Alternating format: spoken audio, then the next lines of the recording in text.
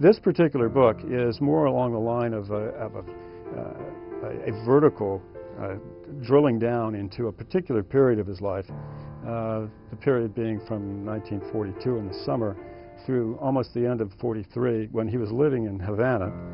And this was at the height of the war against the German submarines, the U-boats, that were coming into the Gulf of Mexico in staggering numbers and doing staggering damage to merchant shipping there.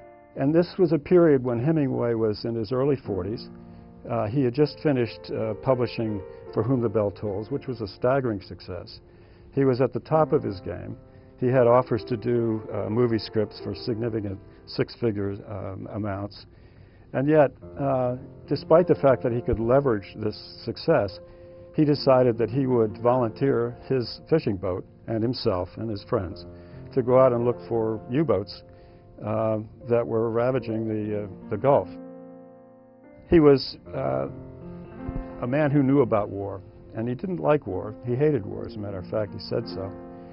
But he also said in the introduction to his book, Men at War, when you're in a war, you have to win it. You call it patriotism if you like.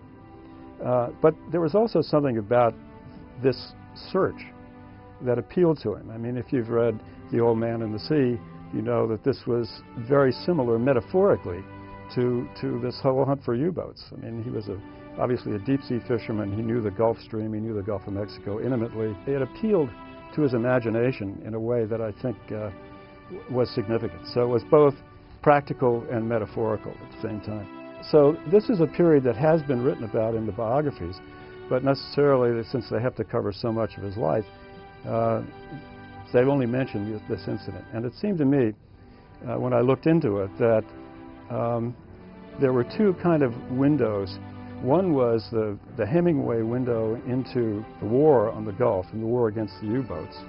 And the other was the window from the war into Hemingway and his character, and also into his writing. So context and character complemented each other, and it seemed to me an interesting story that hadn't been told.